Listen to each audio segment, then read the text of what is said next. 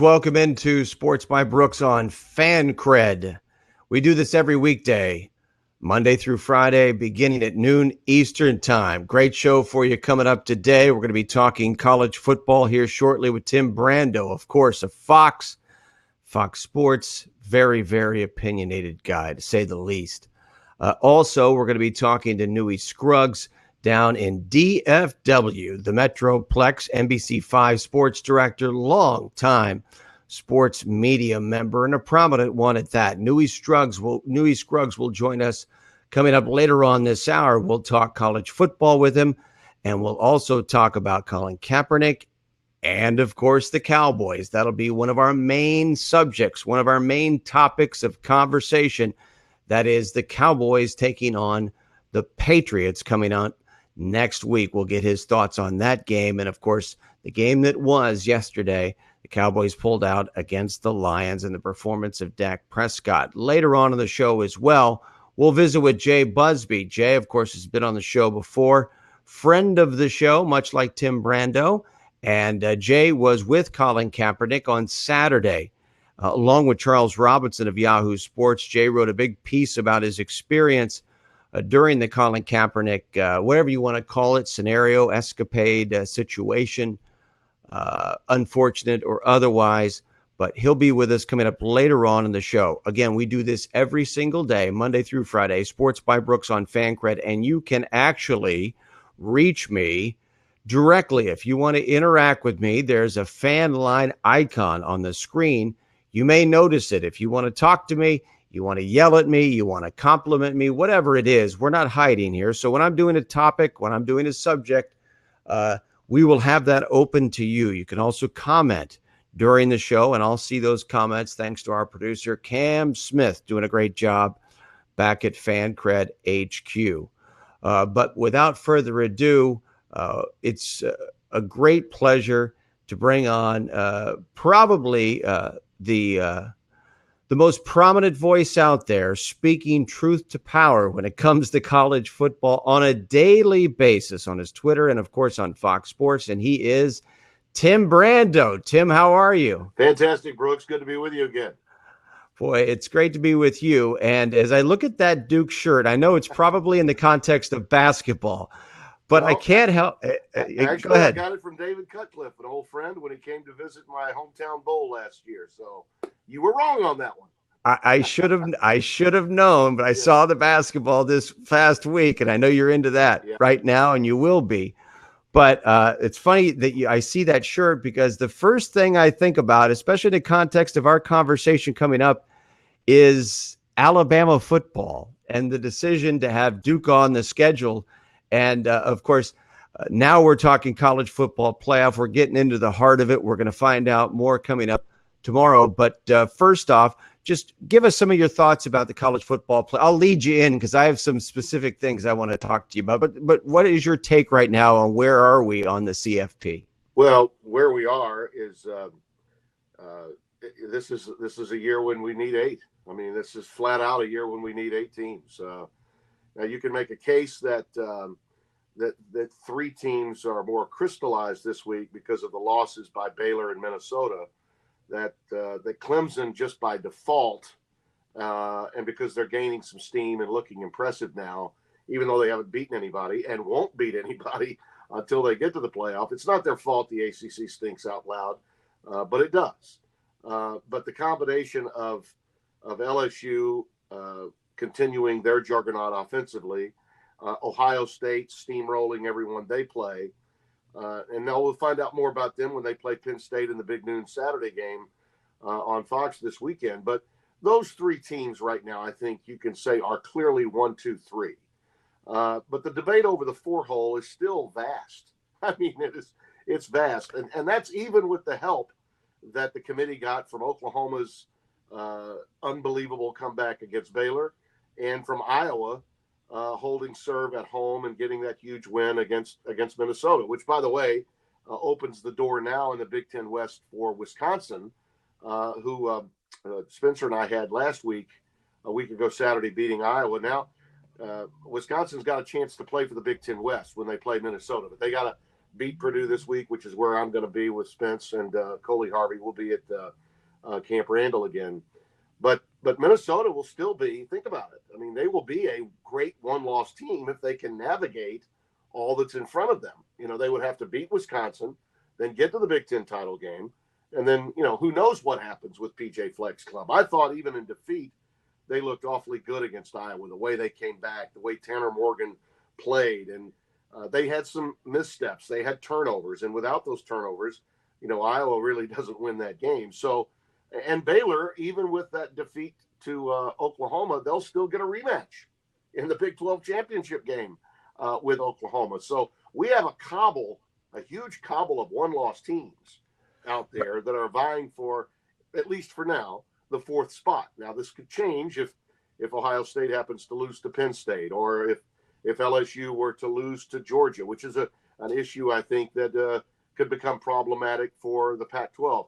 I have seen Oregon firsthand. I've seen Utah firsthand, and I'm telling you, those two teams, as our Urban Meyer said, are college football playoff type teams. They look the part in every respect right now. Utah has, I think, the best 1-2-3 combination in the Hollandale Free from the state of Florida. It's funny, Dennis Erickson helped recruit those kids with his ties to Miami, the old running backs coach, and Dennis has since left the program, but he helped bring those kids from Florida in. And Tyler Huntley, Zach Moss, and Damari Simpkins are as good a threesome, a trio, in terms of being able to devastate defenses as you'll find. And UCLA was a hot team. They were playing really well. They were. They ran the ball very effectively. They got into the red zone and they got stoned. They turned it over multiple times. There were fumbles turned into fumble recoveries and run backs for 6, and all kinds of crazy things that happened to make that game look like a much bigger blowout than it really was. UCLA, statistically, other than the turnovers, did a nice job, possessed the ball pretty well. But Utah is legit in every sense of the word, and so too it seems is Oregon. So the big question, at least for the moment, Brooks, is can a one-loss Oregon or Utah, Pac-12 champion, okay, assuming they're on a collision course and they play in the Pac-12 title game at Levi's Stadium, can they get into the playoff in the fourth spot past a one-loss Alabama without Tua, okay, or even a one-loss LSU, provided LSU loses to Georgia in the SEC championship? Now, I think the debate that the Pac-12 would prefer having at this stage is, do they deserve to go in over a one-loss Alabama that doesn't play for the SEC championship and does not no longer has Tua Tagovailoa? All right, I think that's right. The debate they want, particularly with the Alabama fatigue that's out there.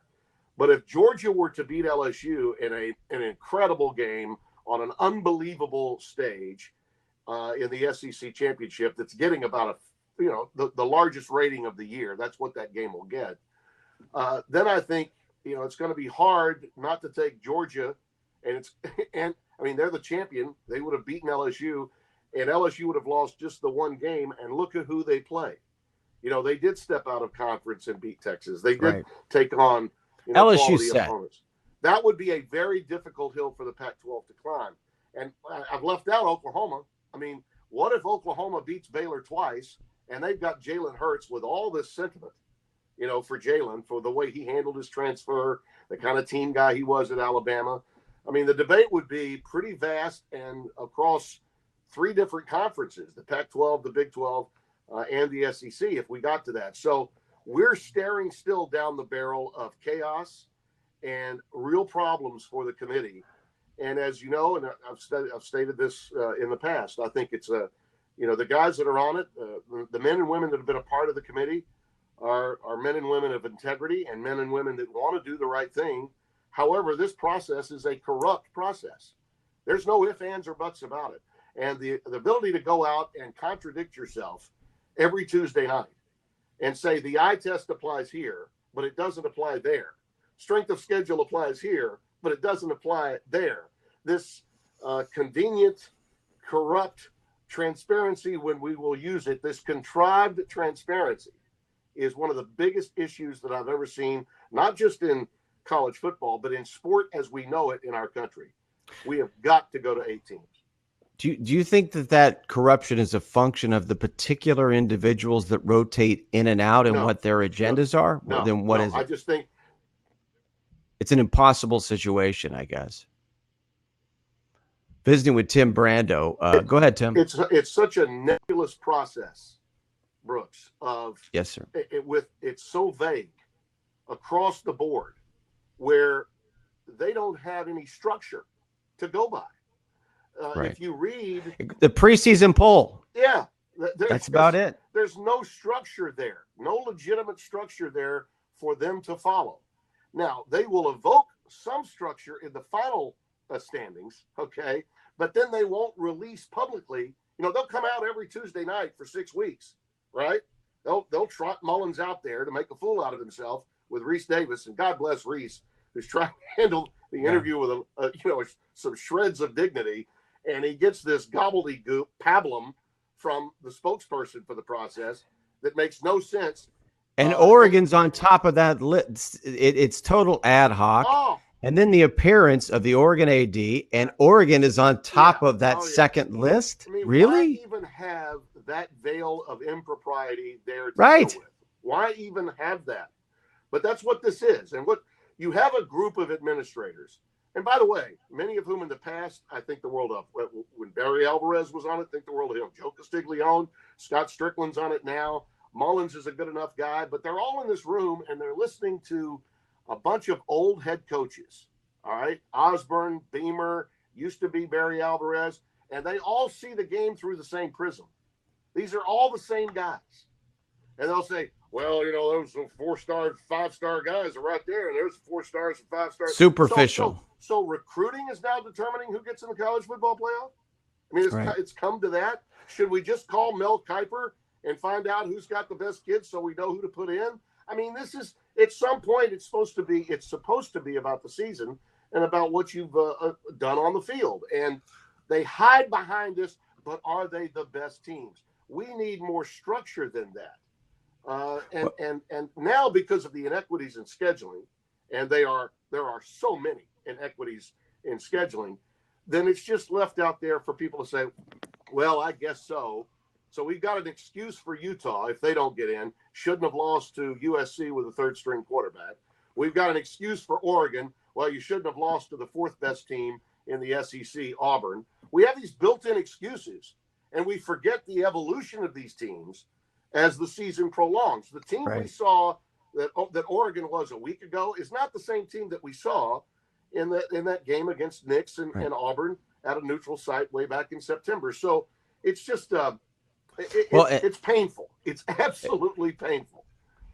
One quick point about Utah too, and that 3rd-string quarterback looking a lot better now, and the evolution of the opponents. I mean, there's so many different layers. We're visiting, of course, with Tim Brando of Fox Sports, and but I think a big part of this situation that's so tragic is one of the reasons this exists. One of the reasons the committee can get away with this is we're not having these conversations that we're having right now on these nationally televised shows. And I hate to go back to it. We always talk about it. Yeah. But, I will say that if we go to 8 teams, I hate to think this way, but my God, how amazing would the conversation be right now in places like Portland, places like Salt Lake, LA, wherever it is. Right. And that would almost, I don't know if it would hem in, the media into having to talk about it. But I don't, you know what, Brooks? I don't think they're interested in growing the sport. I think college football, a little bit like Major League Baseball. Who's they, by the way? Those that are in governance. Those that are in governance of the game. That's a moving target in football. That's one of the big problems. When we have 5 power conferences that really prefer not to share their money, but they'll share some. So they throw about 20% of their cachet to the group of 5, and the group of 5 says, "Oh, thank you very much," and we still play our guys once or twice a year and give us $1 million plus to come to your place and get beat. I mean, that's the world that we're living in right now. Okay, but they are saying basically that we prefer having Clemson, Alabama, Oklahoma, Ohio State, and Oklahoma, and or some semblance of Georgia or LSU. This group of about 6 or 7 teams are all that really matters. I mean, we're really not. We don't care about whether people are interested in watching out on the West Coast, and we're not even that concerned if we don't have a Big Ten team, which we haven't had for the last 3 years, which is the most densely populated area of our country, and is limiting the ratings on these playoff games that should be like NFL divisional playoff games and aren't. So we're stymieing the growth in preference to making sure that we get the biggest of the big that in the current system we prefer having, because we're comfortable. We can trust that Alabama will deliver a 12 rating. Ohio State will deliver an 11 or 12. Clemson, even though they're little old Clemson, they're a 2-time champion over the last 4 years, so they've got some cachet now. We're comfortable with Clemson, even though they didn't play anybody. It's it's a Sun Belt Invitational that captures college football. And the thought process, I think, by some is that, well, no matter what you do, people on the left coast are not going to care about college football the way they do in the South. And no matter what you do, you're not going to convince anyone in the Northeast that college football is worth watching. So let's just take care of our base. And our base is in the South and in the Sun Belt. So let's just do that.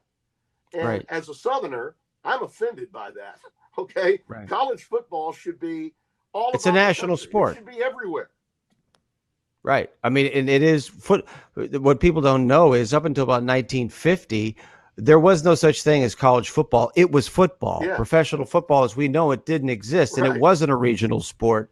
We're visiting with Tim Brando. I think a microcosm, and just hear me out, because I know you addressed this as well, but hear me out. I think what you're talking about, and a function of that is the response to the Tua situation and him playing for Alabama. You can call me out on this theory, but the fact that at least half, actually probably 75% of the conversation about Tua's injury is, do we have the right to criticize Nick Saban? Not did Nick Saban do the right thing? Just the fact that maybe we shouldn't, question the coach. And I know you mentioned this a little bit, and you see to the coach and the coach decision, and Tua wanted to play, and we're not in the lock, obviously, of course. But I just think the fact that I watched ESPN this morning, watched all the shows, and that was the level of discussion. Whereas there's got to be, to me, a debate about should he have been playing. No, there's nothing wrong with it, especially in the context of the college football playoff and Mac Jones.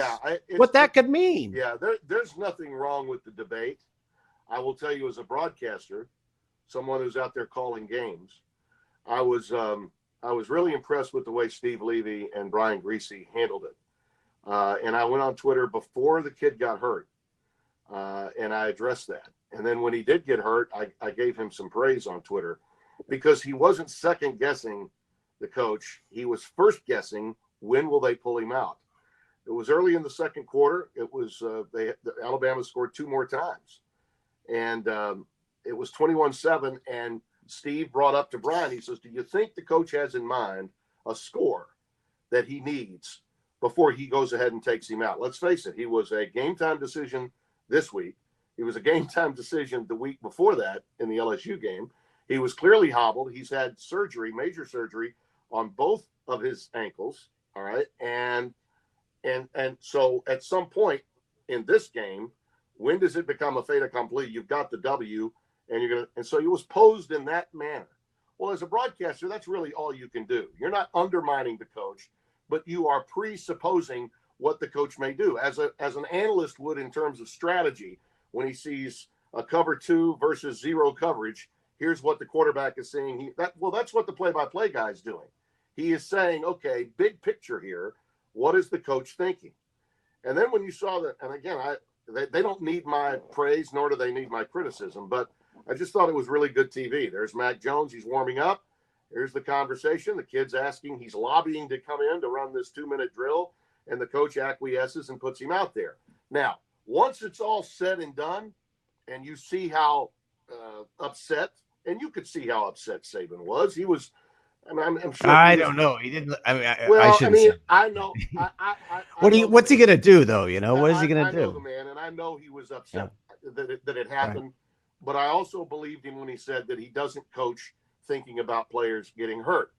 So when he says, you don't coach thinking about when players are going to get injured, if you want to say after the fact, all right, as a former player, okay, as a former player, if you want to say, well, you know what, the coach's job is to protect the player, and I've been a player. So I'm looking at this through a different prism. If you want to be critical of the coach in the aftermath of that, go get you some. I've got no problem with that. But as I'm a broadcaster, I'm not a former player. And so I'm going to first guess. I'm not going to second guess. And so I'm looking at it from the body of work of a live broadcast. And I thought Levy handled it really well. It's not my job to determine whether the coach did the right or wrong thing in real time when a kid gets hurt like that. I'm not going to put that on him. But it is the job of the analysts that are working the next day or after the game to talk about it. So I absolutely agree with you from that standpoint. It's a little bit like that question, Brooks, and I've gotten this many times before. Is Nick Saban the greatest of all time? And it pisses people off when I tell them I don't know. And they say, well, how can you not say that? Look at his body of work. Look at what he's done. Could Nick Saban have done what Steve Spurrier did at Duke? Spurrier did at South Carolina? Right. I don't know that Nick would have even taken that job. Either one of those jobs. Could he have done what Bill Snyder did at Kansas State with the inner workings of that? Totally different.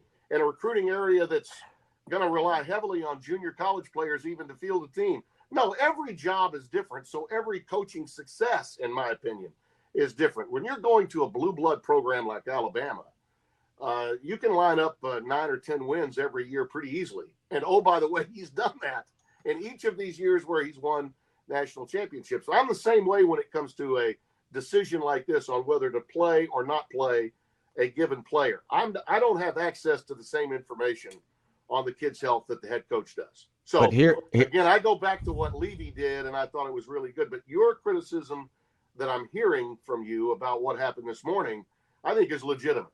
I think that those guys are in a position, that's what you're there for.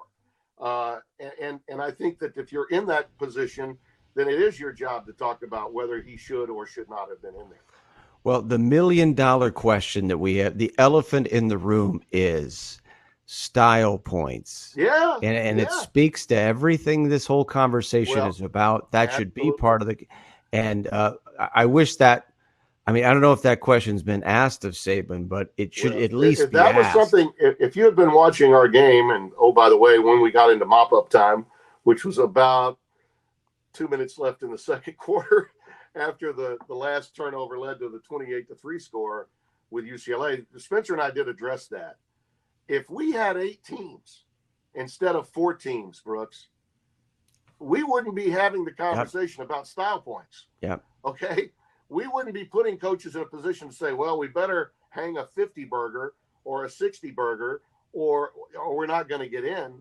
So, yeah, that's yet another reason why we need expansion to 8 teams.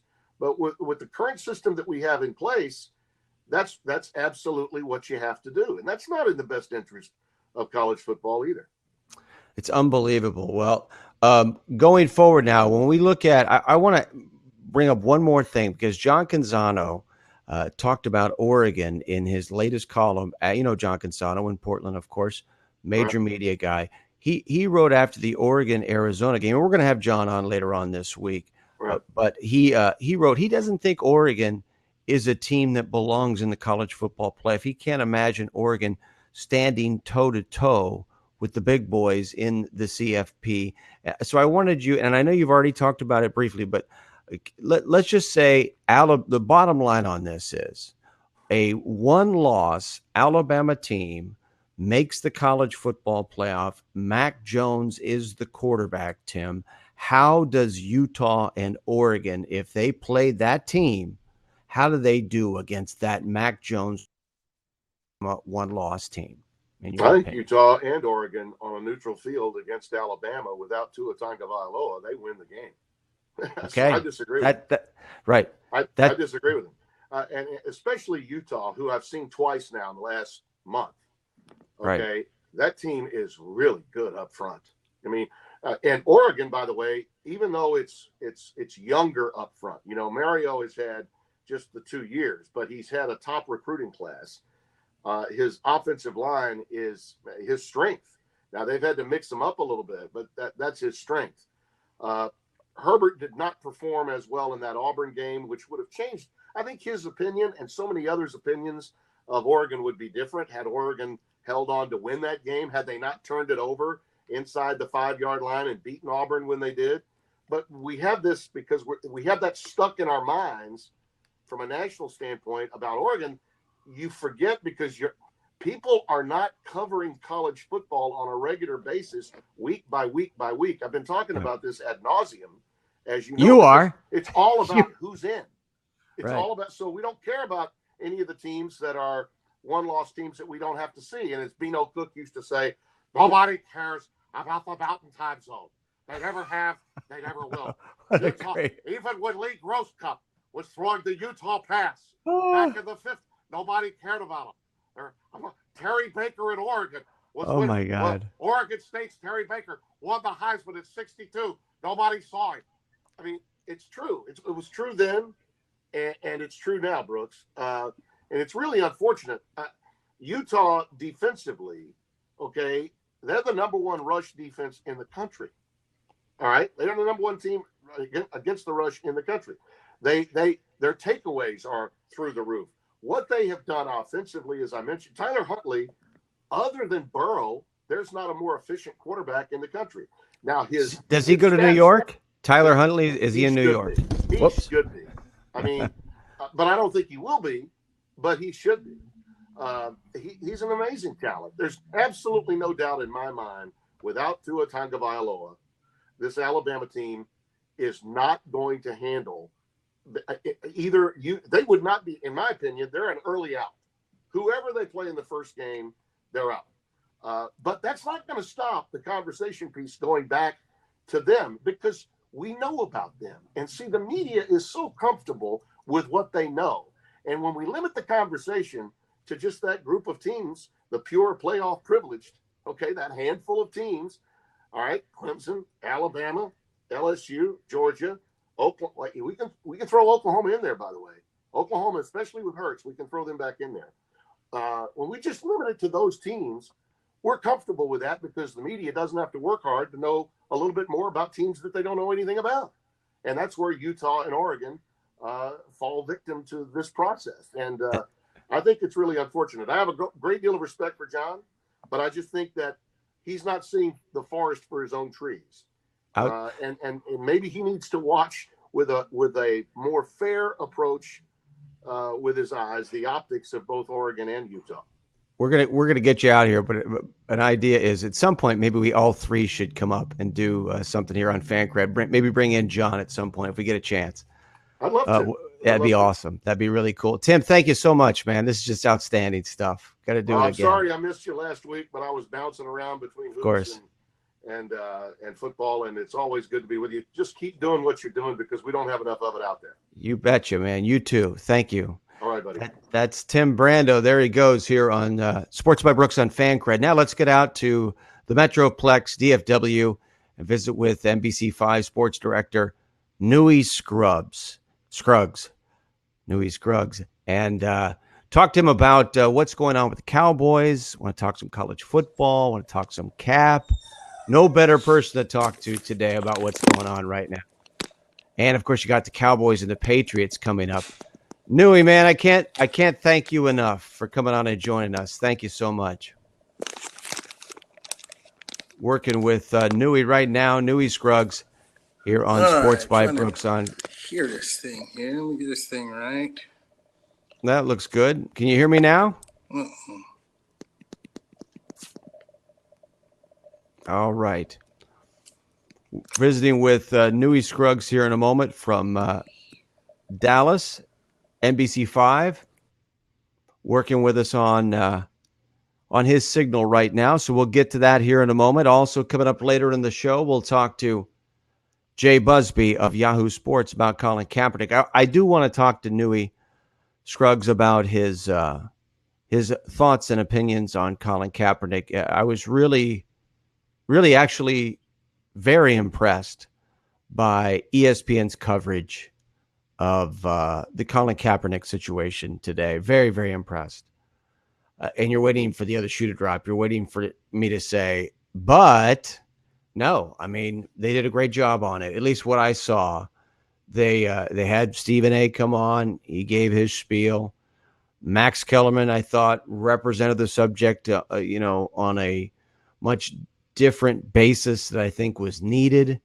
And then you had Michael Eric Dyson, an author who is the author of the upcoming biography on Jay-Z, due out here in the next few months.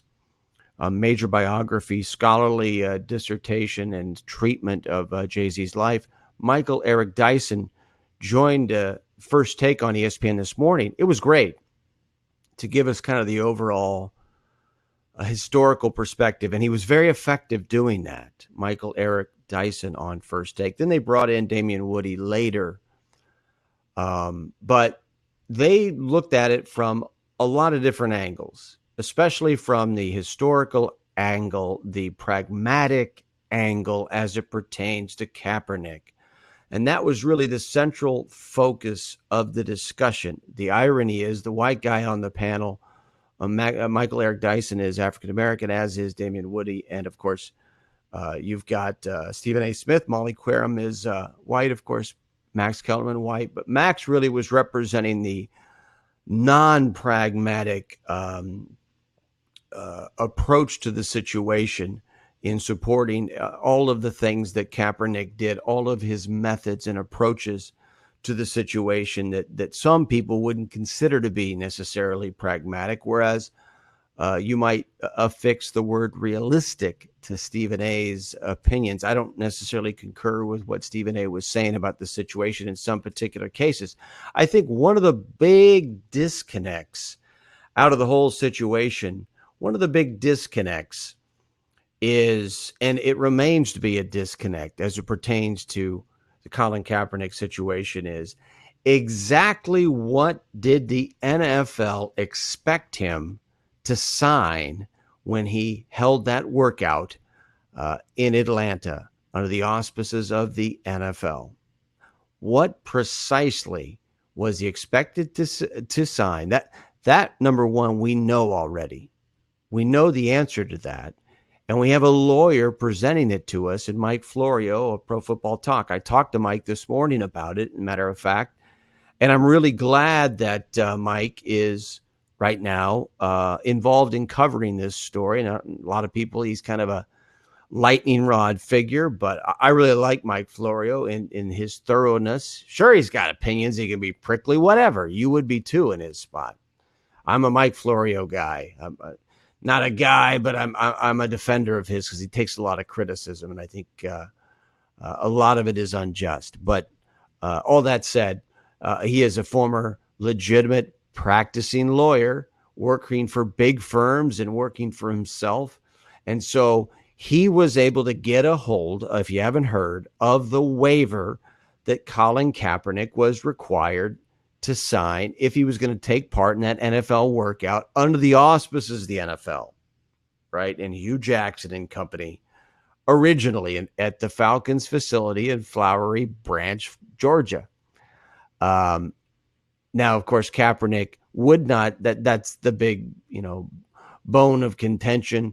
I think the biggest problem when you look at this entire situation, it's probably based on that Kaepernick just refused out of hand, as assisted, I think, by his attorneys and people that are helping him from the legal profession.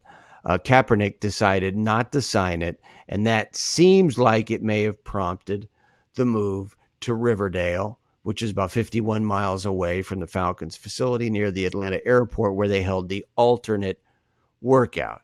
There's a lot of things to comb through this situation. We can go back and forth, tit for tat. And certainly, I think there's some issues on both sides in terms of transparency, in terms of how they work through it. But when you look at what we had going in, I think that's something that's not being discussed, number one, what the treatment of Kaepernick was previously. And that's something that everybody pretty much agrees on. Well, you have to have that as a major focus in this conversation, right? Then we get to the waiver situation. And Mike Florio has put it out on Pro Football Talk. That waiver, we don't know yet. The biggest problem is we don't know. Is that a standard waiver for an NFL workout? Or was it a legal document put together specifically with defeating any future Colin Kaepernick litigation in mind? Is that what that document was? Well, in the analysis of a former practicing attorney in Mike Florio, it certainly comes off, at least from Mike's perspective. And again, and I talked to Mike and I asked him about it this morning. Not on Twitter, not anywhere public, but we talked about it off the air. And I said to him, asked him, are you aware of a standard waiver that's out there right now? A standard waiver that is used by all NFL teams or, certain NFL teams, but that is a standard legal document, right? And as that compares to what the NFL proposed in its legal document to Kaepernick. To me, that's the key here. What's the standard document for a workout? Because I'm sure there's a liability document that players sign. And what was put forth to him on Saturday, right? So that's a sticking point, and that's not what's coming up in the conversation. And it's the most important point of the conversation because it will do more to reveal the intentions of the NFL than anything. If it's a standard waiver, which Kaepernick's representatives clearly didn't feel it was, Mike Florio in his analysis doesn't necessarily feel it was. He didn't think it was an over-the-top draconian document either. But that, to me, is the number one part of this discussion, the number one detail that matters most. In fact, it's not a detail. It's part of the subject. It's part of, the main talking point. Did the NFL try to get him to sign something that was improper, that would defeat any future potential litigation? So now we're going to go down to Dallas, Fort Worth, the Metroplex, and talk to a guy who has some thoughts, I'm sure, on Colin Kaepernick. Great follow on Twitter. He's Newy Scruggs, NEWYSCRUGGS on Twitter. Newy, thanks so much, man. I really appreciate your patience working with us. Thank you. All good, Brooks. How are you? I'm doing great. And, man, what a day, though. We've got Cowboys. We've got Cap. We've got what's going on flying around in the big woods with Baylor, Oklahoma, Texas. I wanted to start off with Cap because that's what we've been talking about here. And what are your thoughts about the overall situation involving Colin Kaepernick? It would have been interesting had he just continued the workout at the Falcons facility and got it done. I would have loved to have seen what happened after that. But when that didn't happen and he moved it and you cut down the number of guys there, you lost an opportunity to get more eyeballs on you. So I understand his thought process about, hey, how fair is this? I mean, the NFL didn't give them a whole lot of time, but you have people there now. This is your opportunity. He'd take advantage of that opportunity. And that's the thing that I wish we could have seen him do, was take advantage of that opportunity there. Despite the fact he didn't think it was fair. I would have liked to have seen what happened from there because I just don't know if he would have been able to have been signed because, look, at the end of the day, the owners have to do this. I don't care how many scouts go out there. I don't care how many people watch the tape. This is about a Jeffrey Lurie of Philadelphia, a Jerry Jones of Dallas, a Mike Brown of Cincinnati. The decision makers are the owners. Shad Khan of Jacksonville. These are the people that matter the most, more so than what any scout says. Now, and I saw you mention this on Twitter. The Cowboys didn't have any personnel there, no scouting Colin Kaepernick. And the quarterback situation, at least from a backup perspective, a little bit questionable, a little bit weak, perhaps for the Cowboys. But what is your thought about the Cowboys not scouting Kaepernick, and why do you think that was? Look, Jerry Jones was the guy who was leading the other owners to come down with a harsh penalty about making everyone stand, and his own owners went against him. So Colin Kaepernick was never going to be here. Just wasn't going to be that way. he was not going to have Colin Kaepernick on his team and answer all the questions. I mean, they were getting hammered left and right, and Kaepernick wasn't on the team. And remember, Papa John's is his guy. And so Papa John's is his guy. He tries to go out there and go to bat for Jerry. Next thing you know, the dude loses the franchise, gets kicked out of it. So I think Jerry Jones had all that he wanted from Colin Kaepernick, even though he did make the trade for Michael Bennett a couple of weeks ago, and Bennett's on his team, and he's standing for the anthem, but he's pacing while he's doing the national anthem. So I don't think Jerry Jones wanted any more of what he already had. Yeah, right, exactly. Newey Scruggs of NBC5 Sports Director, DFW, talking NFL with us. Let's talk a little bit about the Cowboys now in that situation. I haven't heard conversation come up lately. I mean, you brought it up a little bit on your Twitter in relation to Jared Goff, but what about the contract situation with Dak? Is there any chance that this could become a distraction by the end of the season for the Cowboys? No, not a distraction. Tell me the player Jerry Jones has ever really wanted that he didn't sign. There's none. Right. It's going to get done. If Dak wanted to sign a contract yesterday, could have. He doesn't want to. Same thing with Amari Cooper. They've got deals out there, but they want deals that they feel are better for them. And right now, they're both doing exactly what they wanted to do, which was wait. I'm going to ball out, and you're going to give me the money I want. You may even give me more money. I mean, Jerry Jones has been a guy who set records all the time. Just set a record with Ezekiel Elliott, set a record with Zach Martin at guard, set a record with Travis Frederick at center. Jerry's been doing this stuff for years. When he signed Troy Aikman, he set a record there. So these guys are going to want record deals. I don't know if Cooper gets more than what Michael Thomas did, but Dak Prescott's going to be shooting for a high deal. And at the end of the day, Jerry's going to get it done. Dak Prescott's not going anywhere, Brooks. Here's one reason why he's not going anywhere. He wears the star. And when you play for the Cowboys, Sunday Night Football at NBC, you can have no more than 3 appearances.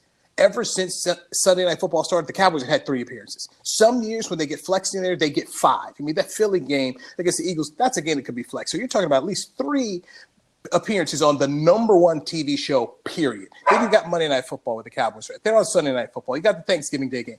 That is valuable when you go to the advertisers that you have, Sleep Number, 7-Up, Pepsi, Tostitos. Chunky. If he goes to Miami, if he goes to Cincinnati, he's not getting those deals. So Dak Prescott's going to be in Dallas. What about Ezekiel Elliott? There's whispers, he's showing flashes here and there, but what are your thoughts on where he is right now in terms of playing, and maybe did coming in late impact what's happening this season with him statistically? It's a good question, but from what we've seen, he looks like he's fine. Sorry, my dog's barking. No, man, that's all right. I'm going to have to go let her out. Well, you can go let her. You want to go let her out? You want to go let her out right now? You can let her out. We got time. Okay. I can walk. Can I walk and talk and do this? Yeah. And introduce us to her. Introduce us to her. Yes. You're not the first person. Oh, you got a little Sheltie. I used to have a Sheltie. No. Shelter dog. No, she's a boxer. Oh, she's a shelter. Oh, yeah. Shelter duck that we got here. So she wants to go lay out. She wants to lay outside in the sun. What's her name? Rosie. So she's unfriendly. She's unfriendly to everyone. And, all right, let's see if she. No, she likes me, but she doesn't like other dogs. She likes people. She doesn't like other dogs. So there she is. That is so awesome. So the dog, Rosie. Yes, dog demands to get outside and lay in the sun. So. Oh my goodness! There you go. Sorry, that is so awesome. Sorry. Congratulations, man. That's awesome. Yeah, wife loves the dog more than me. Okay, now we know. There's the truth. All right, came out. Sorry about that. Okay, so, but the Cowboys are going to get these guys signed. Dak Prescott has done a great job of making sure that it doesn't affect anyone. And when it comes to the team, these guys don't care, because they all enjoy playing for the Cowboys. They want to make sure the money's. When Zeke was gone, the thing that struck me so much was how everyone on the team consistently said, hey, handle your business. Zach Martin, Travis Frederick, they all talked about what they did, but they had to handle their own business. So the Cowboys are going to support him.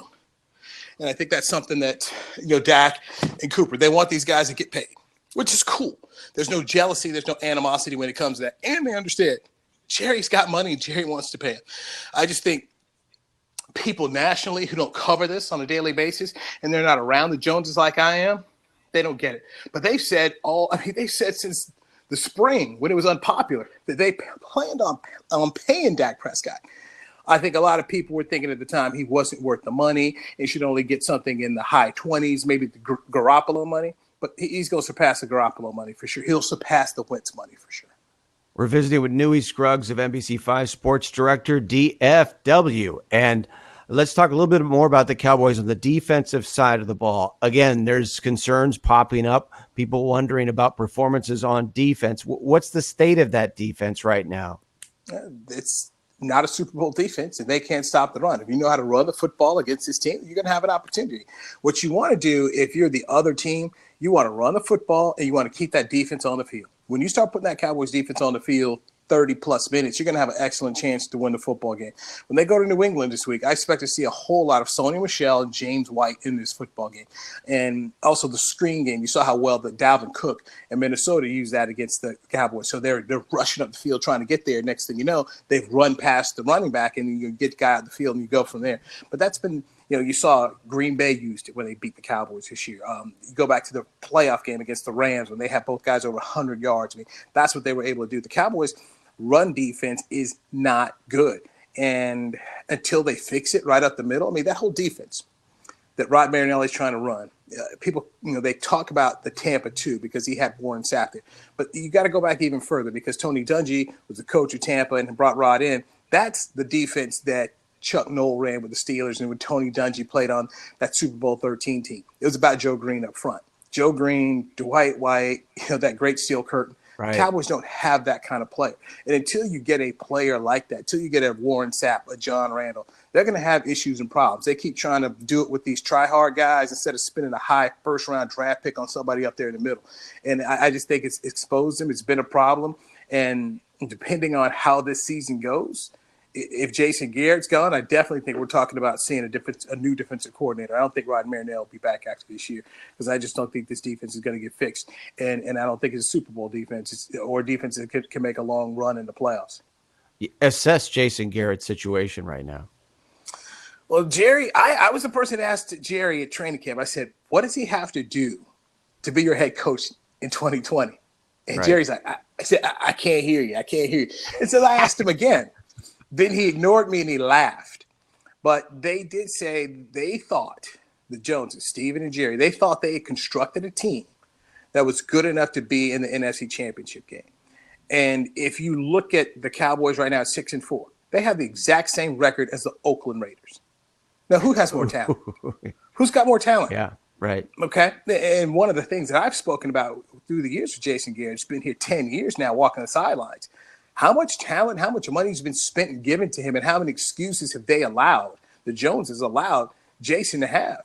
I just don't think Jason's going to be able to have another excuse if this team can't make a deep playoff run. The only way they're going to get in is to win the East, and right now it's between Dallas and Philadelphia, and Philly's got some injury problems again. And if they beat Philly and they get in, maybe they get in at 9-10 wins. But if they can't get out of that, that first round game they play in, I don't know if they can bring Jason back. I don't think they can. They basically said they wouldn't, but I don't know how you sell year 10 and a half of Jason Garrett to this fan base. How much of a function of Garrett still being there is Jerry being essentially a media figure? He's on the radio, it seems like almost every day. He's taking questions after the game. It's an extraordinary situation. It's extremely great. Well, it's great. I'm not complaining. And if that means Jason Garrett has to be there, especially if I'm not a Cowboys fan, to keep him there, right? But how much do you think Jason Garrett being able to operate under that situation is why he's still there? And if a coach comes in, is that going to have to be something that's dealt with, be able to bring in a personality? Because it doesn't look like Jerry's going to stop doing that anytime soon. No, Jerry did it under Jimmy Johnson, did it under Bill Parcells. Right. Jerry stopped doing his TV show. He stopped doing his TV show. Give him that. He stopped that. But Look, Tuesdays, and I used to work at 105.3 The Fan where they host a Jerry Jones show. So he does it on Tuesdays, he does it on Fridays, and then he talks to the media after the games.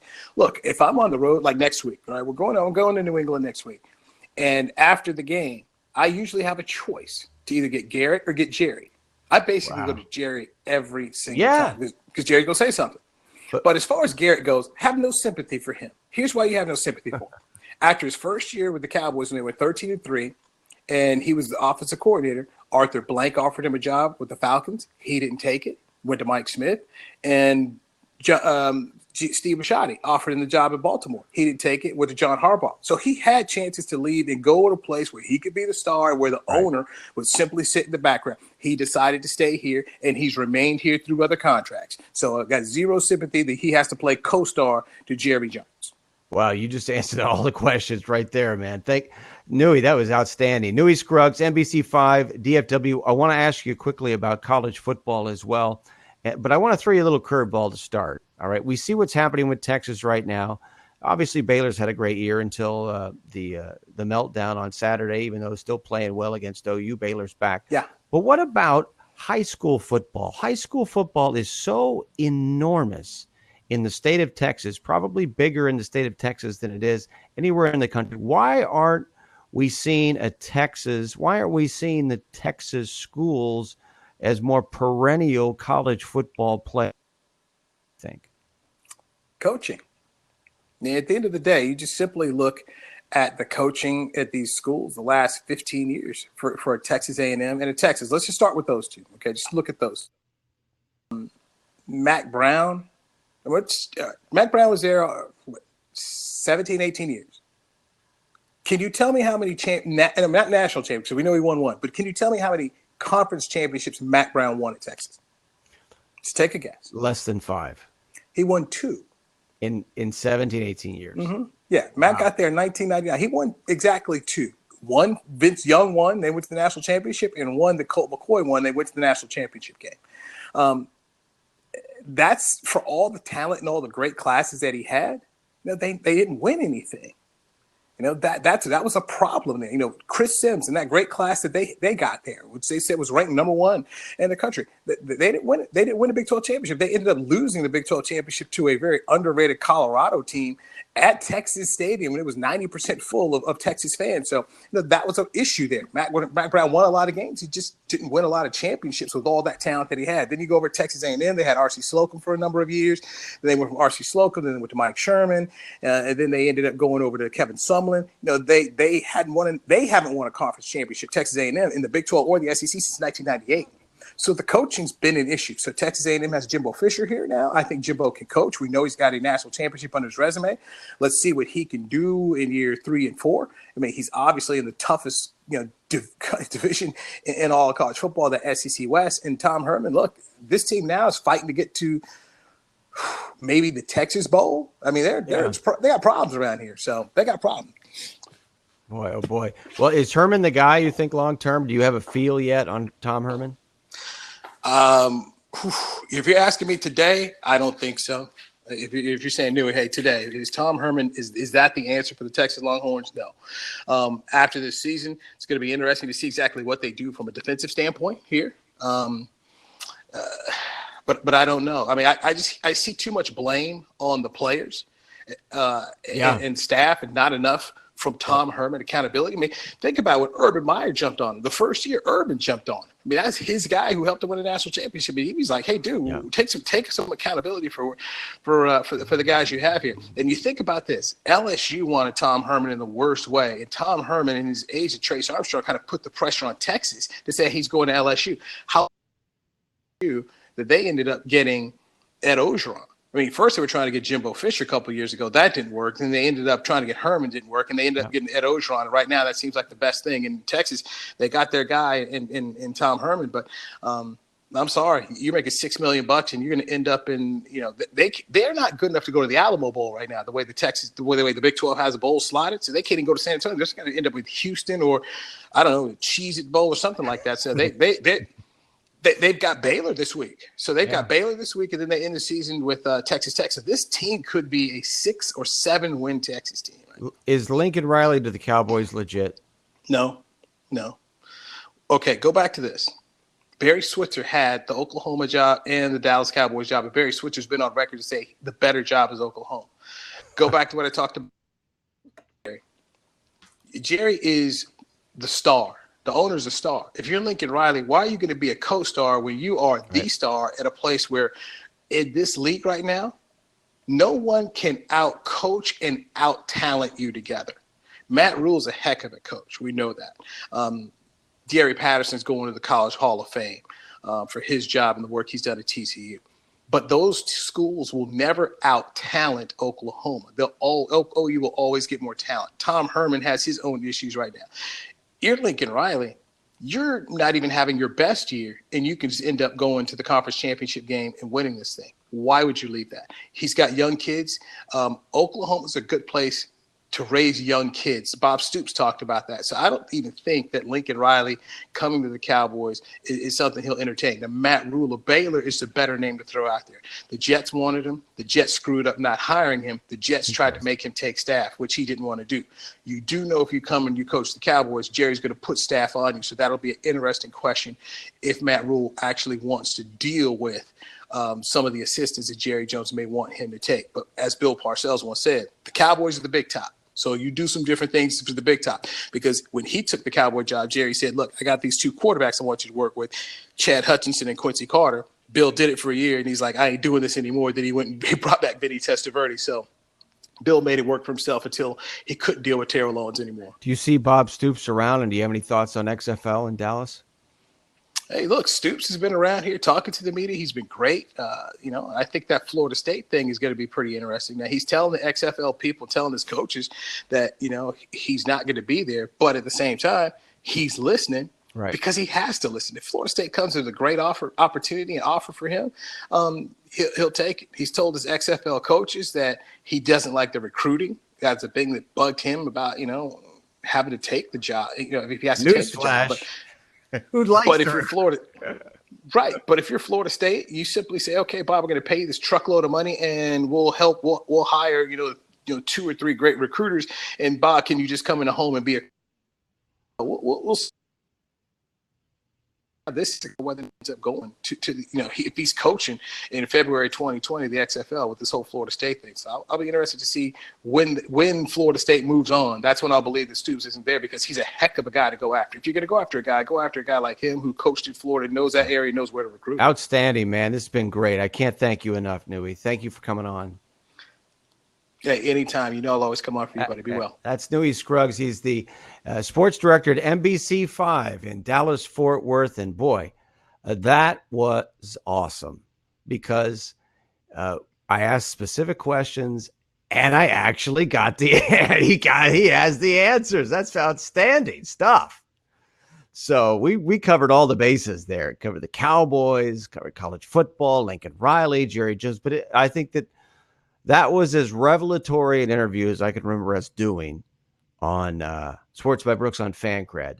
Newey Scruggs, sports director in Dallas, but he's been everywhere. He's been in the big markets. He's been a national guy, does talk shows. Obviously, the guy's outstanding. So we're really fortunate to get him. Earlier, we had Tim Brando. That's a hell of a first hour on any show right there. Outstanding. Coming up, we're going to be talking with someone who was with Colin Kaepernick on Saturday, wrote a big article about it. Jay Busby, who is a friend of the show, been on the show before, just was on the show, I think, last week or something, wasn't he? But he's in Atlanta. He's going to be joining us. And Peter Schrager is going to be joining us next week, it sounds like, from the NFL Network, Fox Sports. Talk some NFL with him as well. We had talked about Peter coming on today. He'll be with us coming up next week. As we move on down the road, tomorrow we're going to be joined by Michelle Tafoya of course, Sunday Night Football. And also we're going to have Chris Myers on. Myers did the 49ers game. Great game between the Niners and the Cardinals yesterday. Chris Myers will be joining us, and there will be more guests. We've got some big ones coming this week and next week as we continue Sports by Brooks on Fancred. You're just not going to get this conversation because it's free formatted, right? It's free form, I guess is the word I was looking for. Plus, you can weigh in, jump into the conversation. I might say some things that piss you off. I may say some things that you disagree with. I'm not just here to bring people on the fan line and jump you up onto the screen with me just to agree with me and be a clapping seal. That's not what we're doing here. I genuinely want to hear your side of the story, whatever it is that we're talking about. We're going to be doing that, I think, a lot in the future on the fan line, bringing you in, the viewer, as we do this on a consistent basis, and we give you some of the hottest subjects and topics and some of the things you might not know about, but that do matter, that do cross over and are relevant in what you're watching on television, listening to on radio, watching on Fancred every single day. Sports by Brooks on Fancred. We've been talking about Colin Kaepernick, and as I said before, I was really impressed by ESPN's coverage this morning. I was shocked that they spent so much time on it. They brought in an author, Michael Eric Dyson, who has just penned the new biography of Jay-Z, and he made a significant contribution to the conversation. You had guys on both sides of the subject. You had Stephen A. Smith, who condemned Colin Kaepernick. You had Max Kellerman, who was on the other side of the subject. The thrust of the argument behind guys like Stephen A. Smith is that Kaepernick is not pragmatic enough, and that he had no intention of wanting to try out and make an NFL team. This whole pretense, as far as Kaepernick was concerned, was fraudulent. And to say that, I think, is at least to say it in such a way. And I know that Stephen A. Smith is hyperbolic. I recognize that. We're not going to base every single thing that we do on this show on what he says. In fact, we don't. We never do, very rarely. But I think it's relevant in this case because he was out front on Twitter letting everybody know how he felt about it. He got pushback from Eric Reed, one of the guys who was one of the original protesters with Colin Kaepernick in the NFL with the 49ers.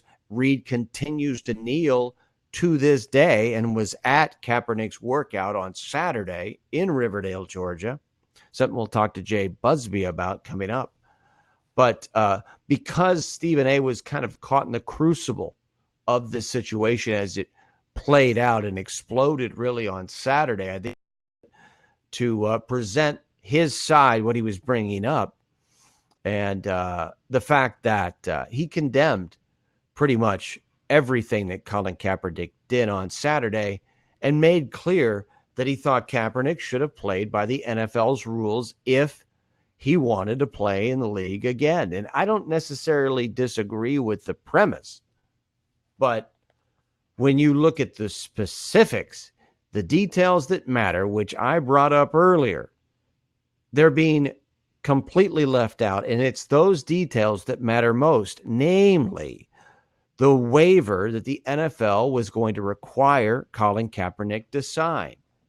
If that waiver is not a standard waiver for just a liability issue for a workout, if it in fact covers other parts of Kaepernick's potential employment, then I think you've got a case of a red herring, that the NFL never intended to present what is a legitimate opportunity for Kaepernick to get out in front of teams and be signed, if he's going to be forced to sign a document of that nature. How can you conclude otherwise? So where are we on those documents? Well, as far as the waiver goes on Saturday that the NFL proffered, we have it. And all indications are there are some clauses, provisions in that waiver.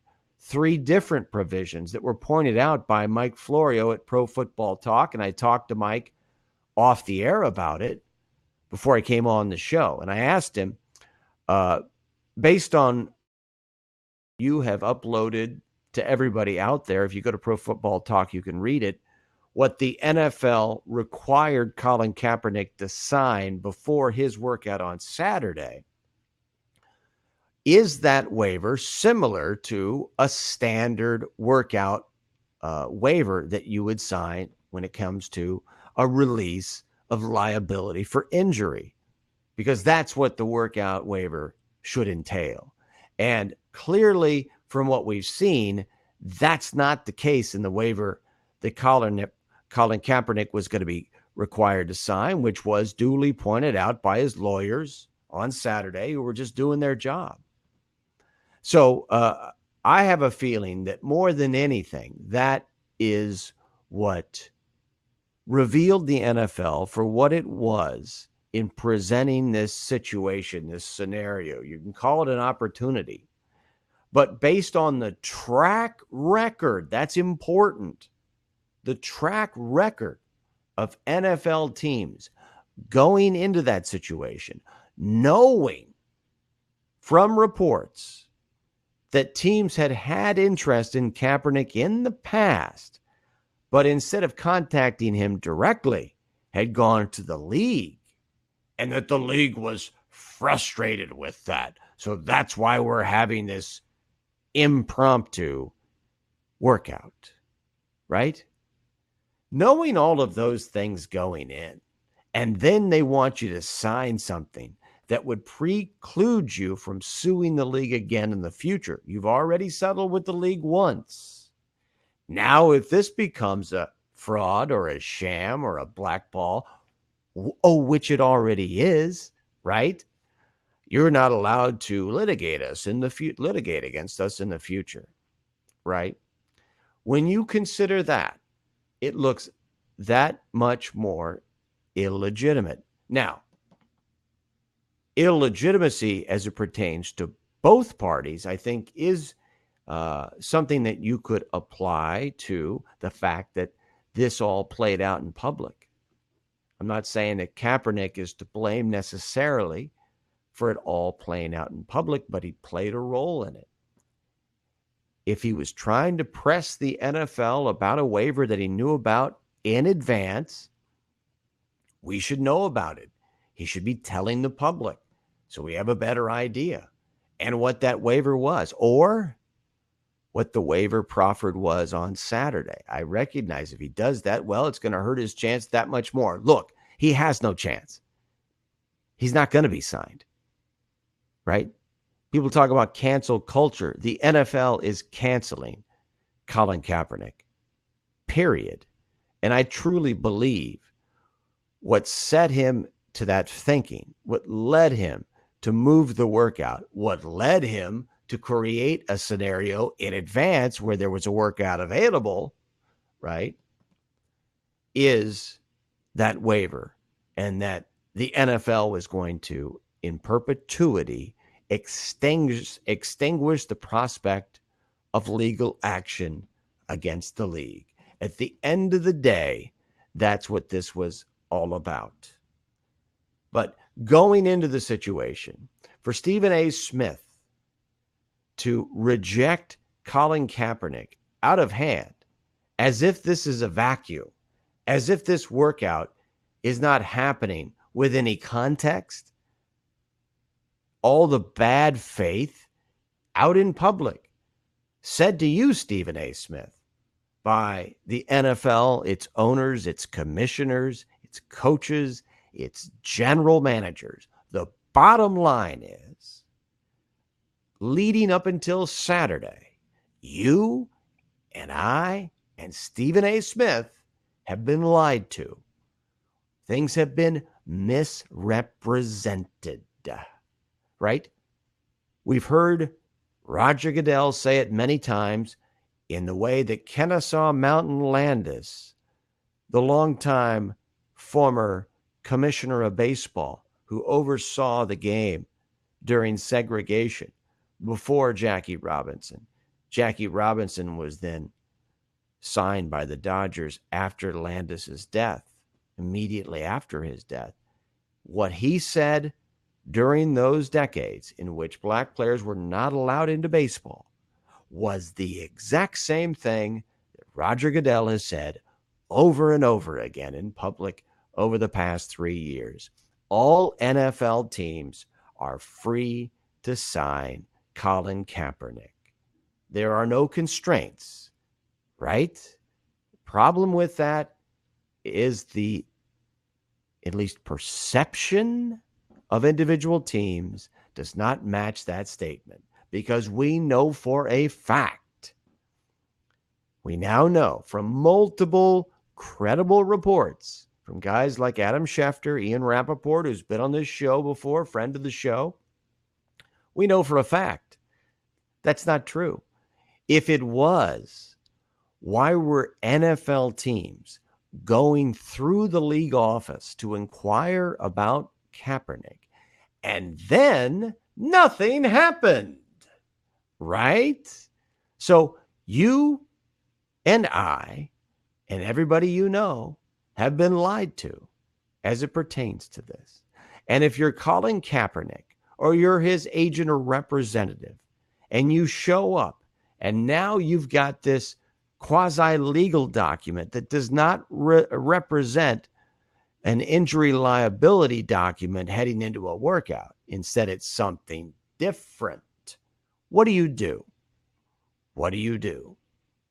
Well, one thing I don't do is I don't go on the air and say, Colin Kaepernick just doesn't want to play. And he hasn't wanted to play for 3 years. That's what Jason Whitlock has said. FS1. I've been telling you for 3 years, he just doesn't want to play. Right? Under the circumstances, I've got to laud Colin Kaepernick in a sense for standing up and being a man about the situation and not completely capitulating to the NFL. The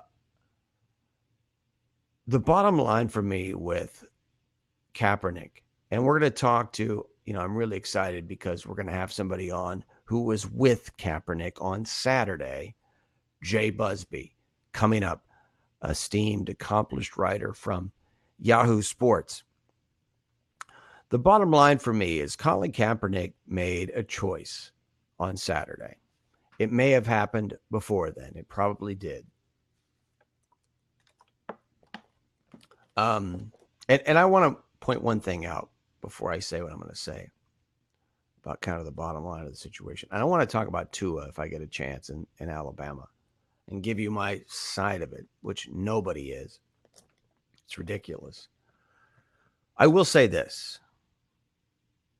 and I don't know the details, and this is something that should have been done. This is how it should have been approached. In a quest for transparency, like a waiver, the day of the tryout, workout, whatever you want to call it, that waiver, if you knew there was going to be a waiver, which you, obviously did, if you're going to be working out in that context, if you knew that there was going to be a waiver like that, as you did being Colin Kaepernick and his representatives at the very least on the ladder, you should have drilled down on that with the NFL aggressively. That should have been the first thing you focused on. And then when you found out where the NFL was on it, if it was legitimate, you sign it and you do the workout. If it wasn't, you give the NFL a chance in private to amend it in a timely way. If that doesn't happen, you go public, period.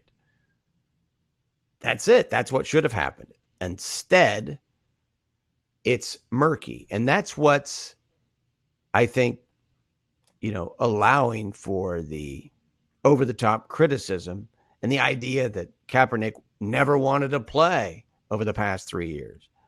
The fact that this doesn't play out until Saturday and that we don't know what's in the waiver, not really, except for Mike Florio. And we don't even know if that waiver that Mike has obtained, and I do believe it's the legitimate NFL waiver, we don't even know, is that a standard waiver? What is it? Because to not know that is to not be able to evaluate it. But that's the heart of the matter. But here's the thing. If Kaepernick set things up in advance, that's another thing we need to find more out about. We're going to talk to Jay, but I'll ask Jay about it. He was there. But if Kaepernick did set this up in advance at another location the day before Saturday or 2 days before, God knows he didn't have a lot of time. If he set it up in advance, right, And I don't know, just anticipated the situation. I'm that's a hard sell when you're trying to come off as someone with the moral high ground. You already have it, by the way. You don't have to try for it. But to have this alternate workout location set up in advance, which clearly he did, he had to have. Again, we'll confirm with Jay Busby.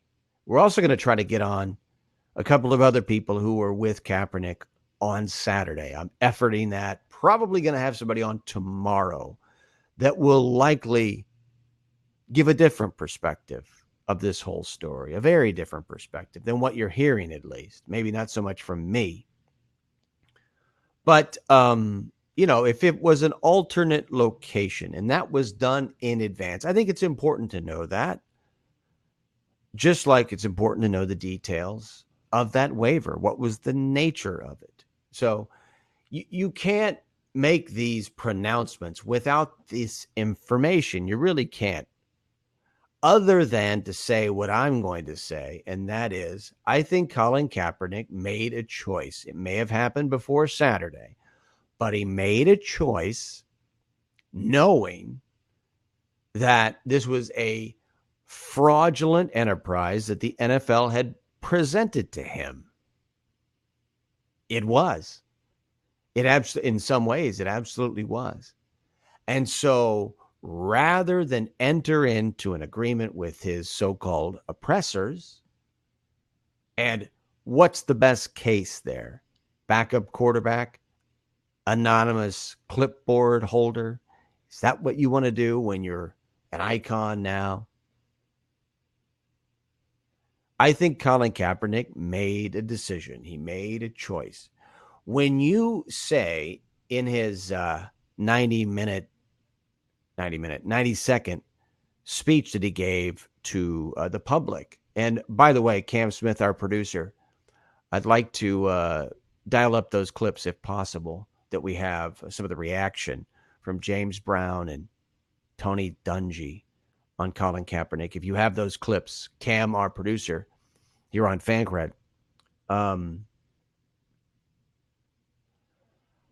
When you have a choice between clipboard holder, backup quarterback, anonymous guy, right, or icon, and you're in that situation, I think when you say during your 90-second spiel to the public that the NFL owners are running from the truth while wearing a Kunta Kinte t-shirt, you have made a choice. I'm not against Colin Kaepernick.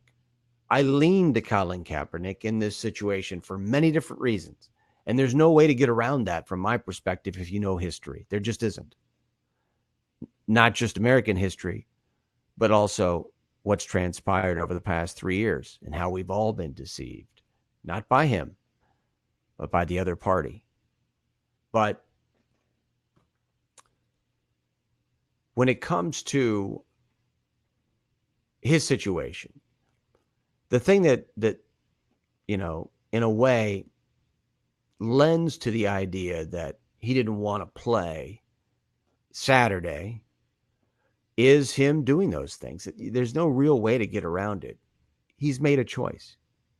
So the first thing I want to do, we're going to run a couple of clips of reaction from the media, high-profile guys. The first clip we'll run, this is Tony Dungy last night on NBC talking about Colin Kaepernick.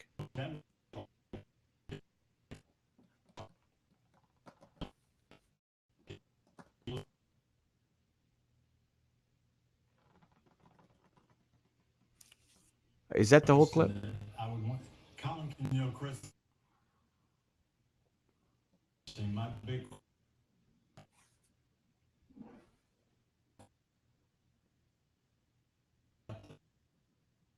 in the league. There's 100 quarterbacks playing, but what I don't know, and that didn't talk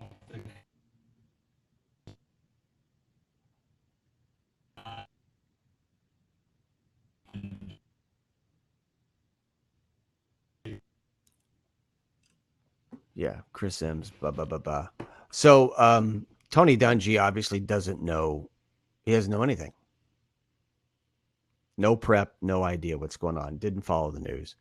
There were no coaches or general managers or decision makers at the original NFL-sponsored event. That's why they scheduled it on Saturday, specifically so they wouldn't have to be there. The Saturday date was to give specifically coaches, general managers, and decision makers cover, not to show up, Tony. So you've got a guy who is a force for good in Tony Dungy. I recognize that. But when someone like him in that position of authority, credibility, integrity comes out and says something like that, that's so patently misinformed, pathetic. So now let's go to another person who was a little better informed on the subject. This is James Brown of CBS on Colin Kaepernick. Look, as my colleague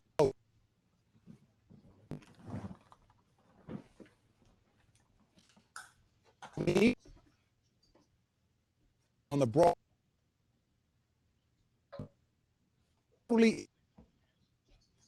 justice.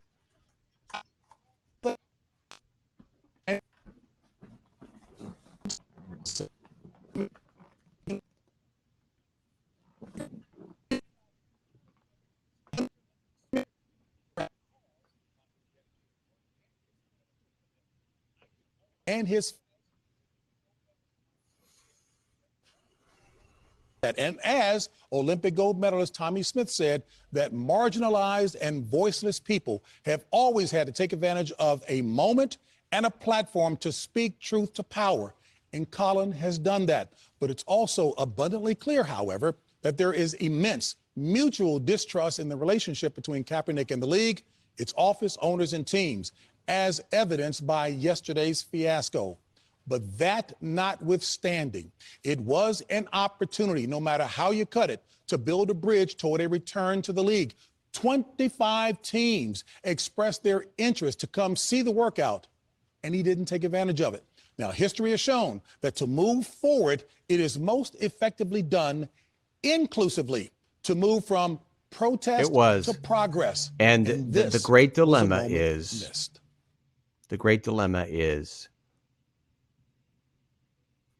how far will you go if you're Colin Kaepernick? How much will you put up with? And I think that's the great disconnect between today and the civil rights movements that, went into the early 1970s. That before the 1970s, there was so much fundamental disenfranchisement of blacks in every possible area, namely financially, that there was a level of underpinned desperation to what was happening. And of course, fighting for your life in many situations.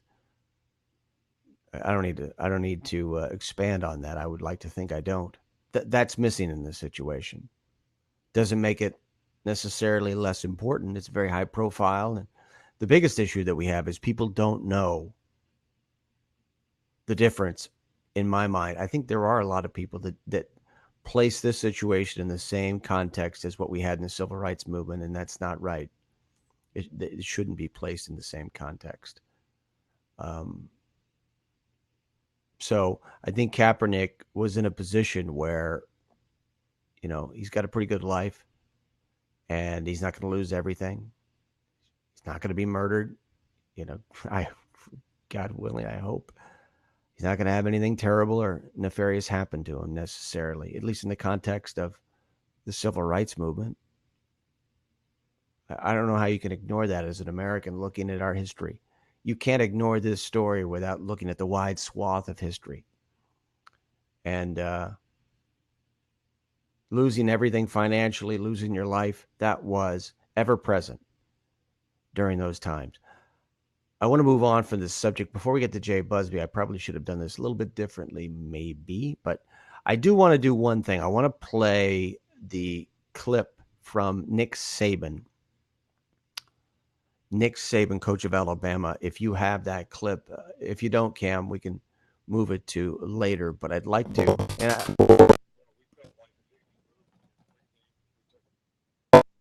This is on two. And pre them out.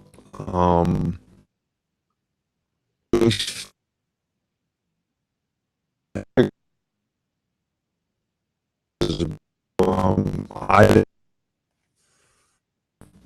they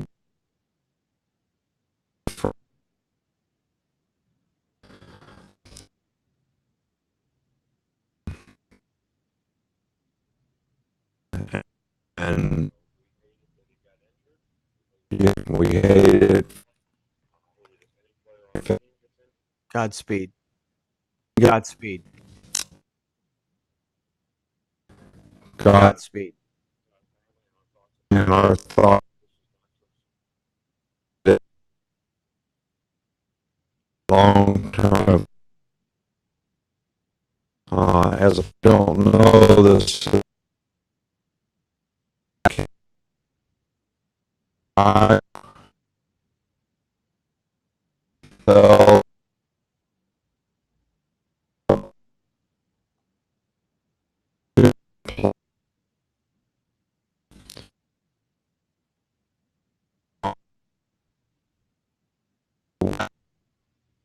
Yeah. A lot of concern on the face of Nick Saban there. It was even worse when he was lack of concern, at least, it appeared. And I know it was the heat of the game, but after the game and at halftime, when they were talking about the injury which took place right before the end of the first half. This is Brooks Melchior, live in Los Angeles. This is Sports by Brooks on Fancred. We do this weekdays, Monday through Friday. Earlier today, we had Tim Brando of Fox Sports, joined by Newey Scruggs. Revelatory interview. It was really great. So was Tim, of course. NBC5 Newey Scruggs in DFW, Metroplex land.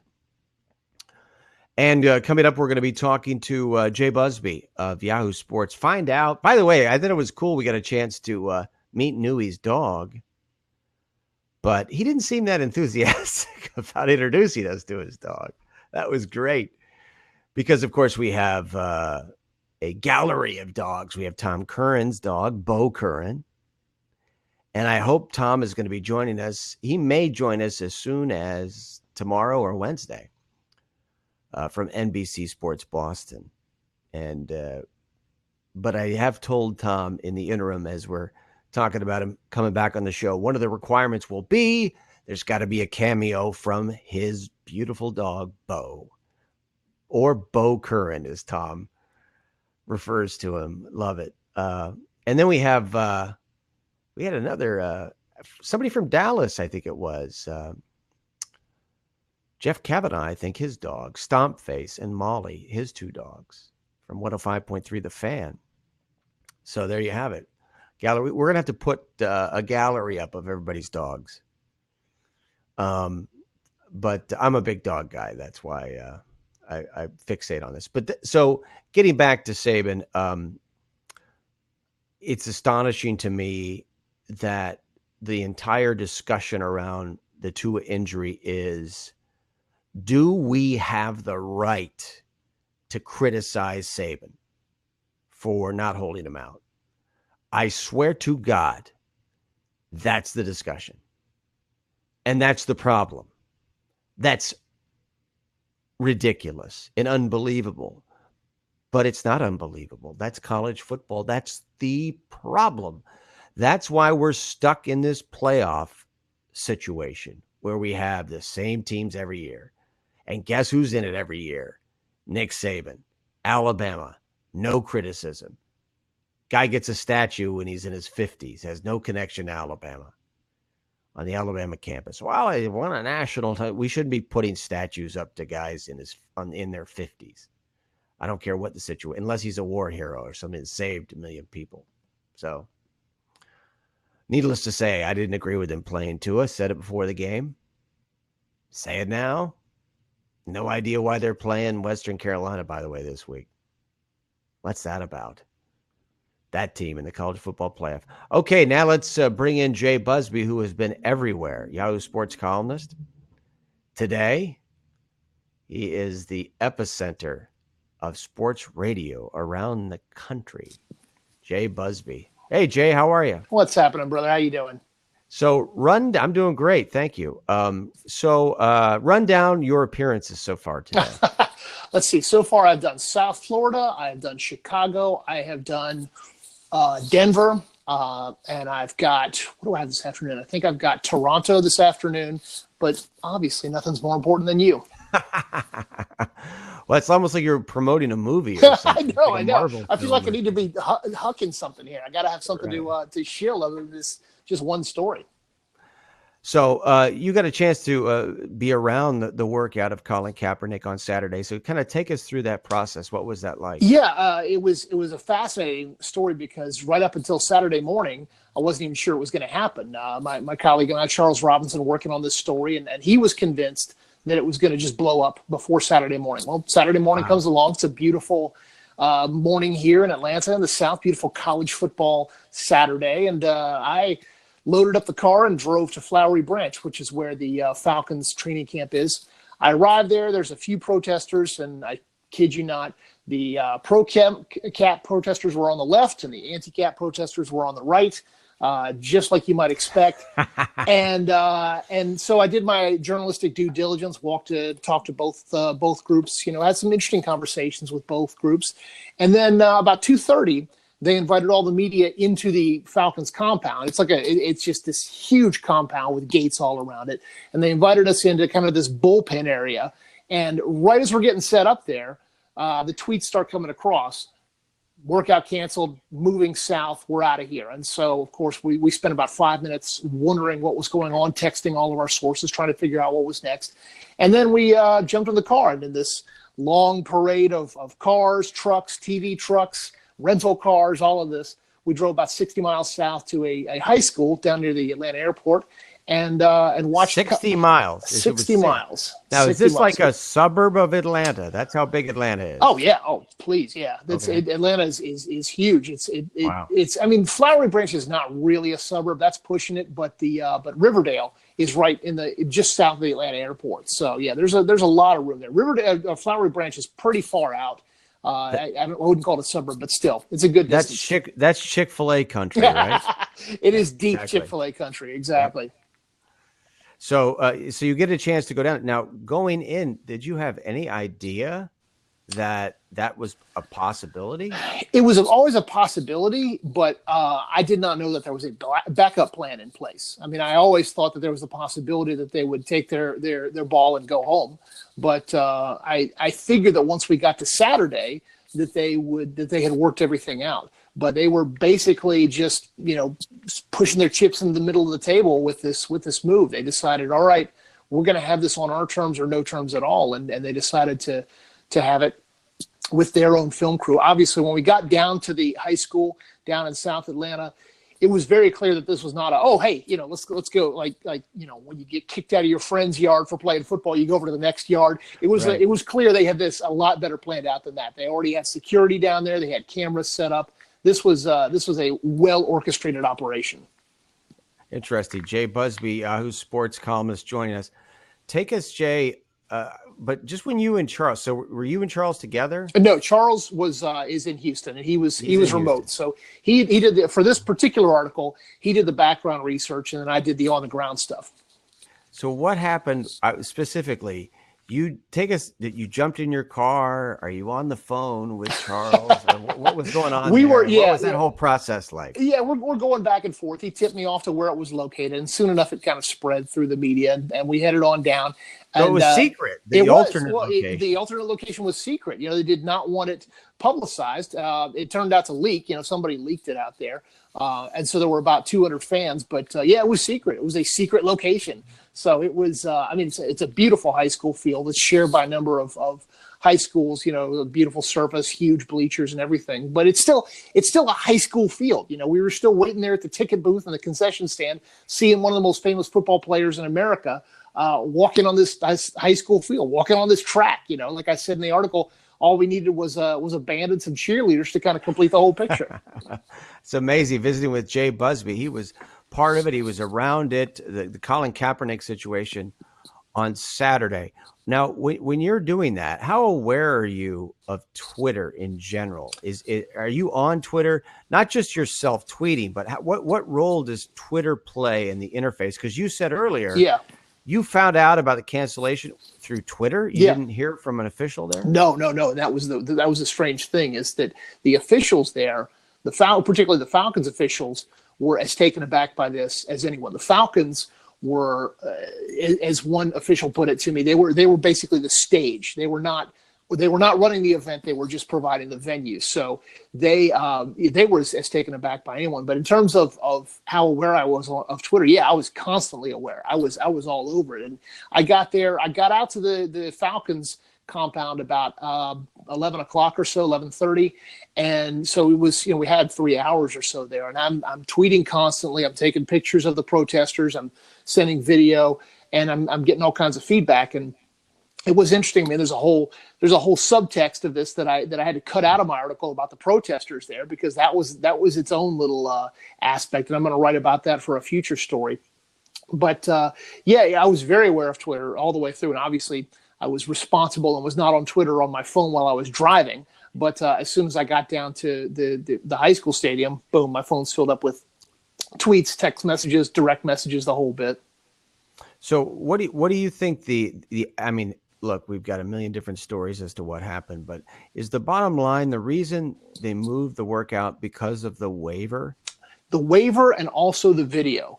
They wanted the video to be seen. They wanted transparency, and they have such a deep distrust of the NFL that they did not trust the NFL to present the video in a fair way. That's why they wanted the video they wanted to be able to film it themselves, and barring that, they wanted to let the media in. And that was apparently the final straw when they said at about 2:30, they said, no media. And that was apparently it for Kaepernick's team. But there is such a deep distrust of the NFL. They didn't want there to be any barrier between themselves and the public, or themselves and the teams. They wanted to be able to control their own narrative. And you can see why, based on how he threw. He threw very well. He didn't throw perfectly, but he threw very well. But you could see how that could very easily be characterized to get across whatever impression that you wanted to get across. What was your takeaway from the scouts and how they responded, and just that whole situation? Because I understand it's 60 miles, but you came all the way down here. Why wouldn't they all go over there? Or what happened there? Well, give us a whole picture of that. I don't have confirmation on this, but my guess is that the reason why they picked the facility that they did is because it was right by the airport, and the scouts were going to be going back to the airport anyway. So, hey, just come on down, just swing in right here, easy enough. But I don't know that for certain. But yeah, I mean, some of them were just like Hugh Jackson were just like, you know what, screw this. I'm not going to put up with this. I'm not going to be yanked around like this. As we've seen in the last couple of days, some reports have come out that there was nobody there with full decision-making power, that the scouts were certainly wonderful people, but they were lower on the organizational chain. I mean, I don't want to insult anybody's job, but they were lower on the organizational chain than someone who could extend him a contract right there and say, you're signed. So, there was definitely that aspect to it, but the consensus seemed to be that his arm was good, that his arm was very strong, but I think that everybody would have liked to see more than just him throwing. And I think that was kind of I don't know if you want to call it a miscue necessarily, but we didn't get to see any timing drills. We didn't get to see any speed drills. We didn't get to see how he handles himself under pressure. He threw at a pretty leisurely pace. I mean, he was stopping to take water breaks. This was not a test necessarily of his fitness. And I'm not saying that he was unfit, because he certainly looked like he was in great shape. His arm looked as strong as it ever had. But there were a number of things that were not tested here that could have been tested were he in a more conventional workout. What do you say to people, and I've seen many media people say this, that Colin Kaepernick doesn't want to play in the NFL, that this was a dog and pony show from his perspective. What's your response to that? I mean, he's putting in a hell of a lot of effort for a guy who doesn't want to play in the NFL. I mean, he wants to play in the NFL, but he wants to play on his own terms. And the NFL is not an on your own terms kind of league. you adhere to the NFL's terms, and whether you agree with them or disagree with them, it's your choice. But they set the terms of the game. They set the terms of the agenda, and if you don't want to play with them, that's fine. But go play with the XFL or whatever. But I think he definitely wants to play, but I don't see this as being in the long run any kind of negative for his greater image, because if nothing else, he got himself out. He showed that he's still in shape. He showed that he's still got an arm. And if no one comes to him now with a contract offer, he can say, hey, man, I did all I could. If my name was Joe Smith, I would be able to go and get myself a contract. I mean, if he wasn't Colin Kaepernick, he would probably already be on a plane to Cincinnati or to Charlotte getting another workout, or maybe even fitted for a jersey. But because he's Colin Kaepernick, he's not. This is something I haven't heard people talk about, but maybe they are talking about it. You had Eric Reed there. And Eric Reed continues to kneel. And, of course, Eric Reed, part of the whole Colin Kaepernick original protest. What was the status, or what is the status of Kaepernick? Does anybody know if he would not kneel or kneel going forward? That's something you should have addressed. You know what? It's funny you say that, because that was literally the question I wanted to ask him. I was there. They had a little fence there, and I was one of the guys. Right, I just by good fortune, I happened to be, when he came over to speak to the media, I was as far from him as I am from my phone here, and I was going to ask if there was a condition that you not kneel as your part of your employment. Would you take that condition? But he didn't take any questions. But I don't know. I mean, we've seen Eric Reed. How can we not know that? I know. I mean, how can we not know that? That's the thing. I am all in favor of the guy doing all that he can to put himself out there. But I think that it was a misstep not to take questions, either from the NFL or from the media. I think that just making that statement and then peacing out, I think that was a misstep. And yeah, I mean, we've seen Michael Bennett isn't kneeling anymore. Eric Reed still is. Kenny still is. But I think they're the only ones, if I'm not mistaken. But Michael Bennett has stopped kneeling and has chosen to focus his activism in other ways. Would Kaepernick do that? We don't know. But I mean, and that it's important to note. I know that I'm rambling here, but one of the protesters I talked to, I flat out asked him. I said, if he stopped kneeling, would you be okay with that? He was like, yeah, okay, I'd be all right with that. So I mean, I think that gesture would go a long way, but we don't know where he stands on that. So what's your bottom line? Do you think he signs? I don't think so. No, I don't think so. We were talking with his agent afterward, and his agent said that he was pessimistic about it. He said that before this workout even happened, that in recent months he's reached out to all 32 teams and none of them have expressed interest. I think that he's just radioactive. I mean, I think that he's certainly talented enough. He showed that. Anybody who says that guy is not talented enough to be on an NFL roster right now is either fooling themselves or pushing an agenda. I mean, he's got the ability that is at least the equal of backup quarterbacks, but he brings so much baggage along with him, and NFL teams don't want to deal with that. Yeah, it really comes off as going into the situation. I mean, when you look at the shirt that he wore and they're running from the truth, and that it just comes off as something like you said before, that he was well resigned before he comes in. Do you think that this was a ruse by it's impossible to know, I guess, right now, but was this a ruse by the NFL to button things up legally with him? Well, that was the question that was hanging over all of this. And we asked his agent, because we couldn't ask him. We asked his agent about 15 different ways. Why would the NFL do this now? Why in week 11? Why, when playoff teams have their quarterback and non-playoff teams don't want to go and mess with their non-chemistry so that they may get a good draft pick? Why do this now? Why do it on a Saturday when none of the decision makers can be there? Why not do this at another time? And he didn't have any answers for that. I mean, we've got speculation. You can kind of connect the dots based on what the waivers said, but it's all speculation at this point. Now, was that waiver specifically for him, written for him? Did it have language to that effect, or was it a standard waiver? What his agent said was that he has seen standard waivers before, and this one, he said standard waivers are 1 or 2 pages, and this one was 6 pages. He said that this was unlike any waiver that he had seen before. Interesting. So of the teams that you're aware of, what teams that did go to the workout, that do we know the final number? Because I know it's been kicked around. The final number was 8. And then we're seeing I saw Chiefs logo there, Eagles, Jets, Titans. I believe the Redskins were there. There have been varying admissions of people who are willing to come forward and say, yes, we had someone there, or no, we did not. I mean, there was a lot of kind of kicking the tires just to see what the guy still had. And I think that, if you have a guy there, that's the responsible thing to do. What if this guy just absolutely balls out? What if he's still got it? You don't want to be the guy who didn't show up there. But yeah, I mean, as we know, 2/3 of the teams bailed out. Last thing for you. Do you think there's a chance we'll see him in the CFL or the XFL? I don't think so, because I think it doesn't help him to go to a secondary league. I think him not getting a job in the NFL helps his status as an activist. And I don't mean that in a cynical way. I mean that as a straightforward way. He's got such a voice and such power. The dude redirected the entire sports conversation for the weekend. The guy's got power. Well, here's the big thing for me. Where has that been for 3 years? Yes. 100% agree. Is this going to be a turning point? Yeah. Are we going to start to hear him? Yes. And that's something I've said for a while, is he's got all this power.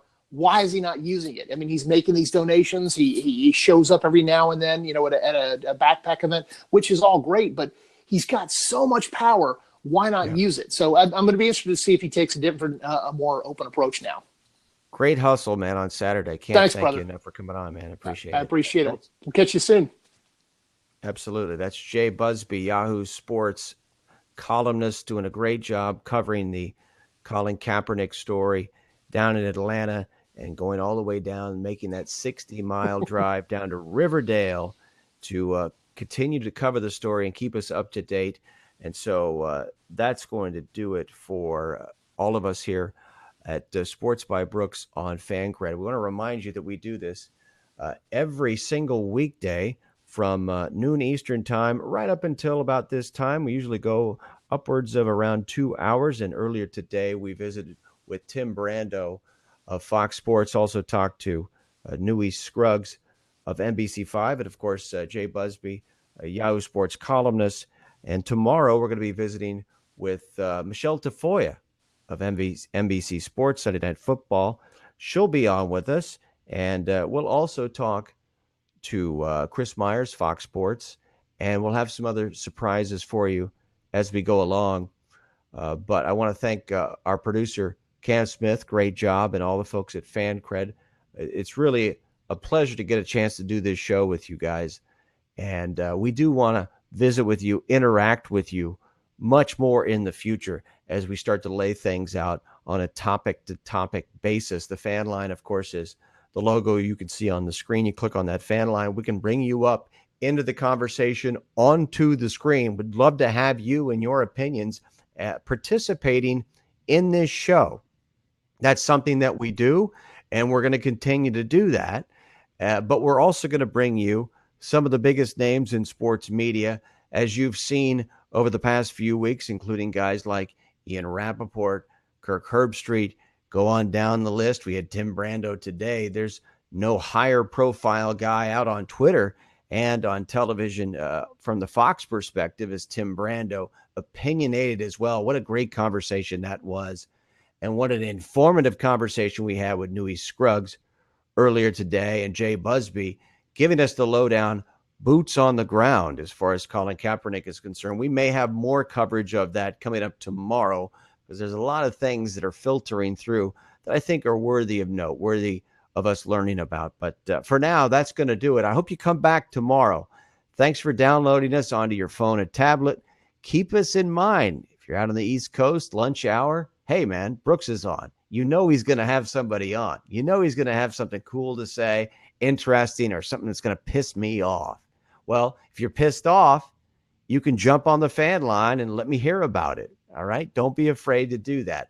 We're here to interact with you. That's kind of the whole principle here at work on the mobile streaming platform that is Fancred. So for our producer, Cam Smith, and live from Los Angeles, my name is Brooks Melchior. And don't forget, tomorrow, noon Eastern time, 9 Pacific, this has been Sports by Brooks on Fancred.